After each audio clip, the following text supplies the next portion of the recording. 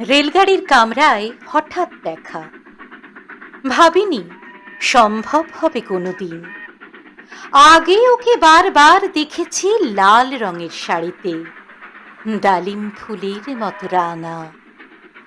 আজ পরেছে কালো রেশমের কাপড়, আঁচল তুলেছে মাথায়, দোলন চাপার মতো চিকন গৌর মুখখানি ঘিরে। মনে হলো কালো রঙে একটা গভীর দূরত্ব ঘনিয়ে নিয়েছে নিজের চারদিকে, যে দূরত্ব সর্ষে ক্ষেতের সেই সীমানায় শালবনের নীলাঞ্জনে। থমকে গেল আমার মনটা। চেনা লোককে দেখলেম অচেনার গাম্ভীর্যে। হঠাৎ খবরের কাগজ ফেলে দিয়ে আমাকে করলে নমস্কার।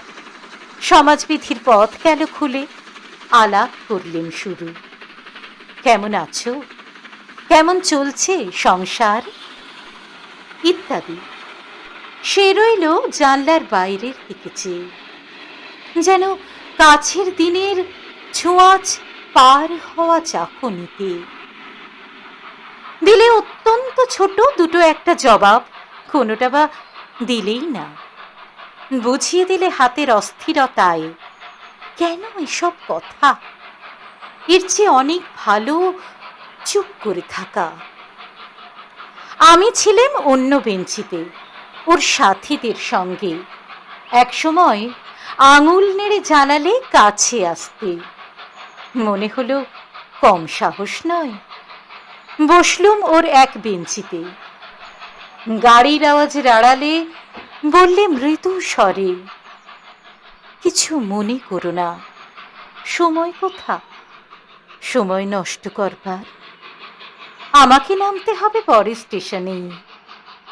দূরে যাবে তুমি, দেখা হবে না আর কোনো দিনই। তাই যে প্রশ্নটার জবাব এত কাল থেমে আছে, শুনবো তোমার মুখে। সত্য করে বলবে তো? আমি বললেম, বলবো।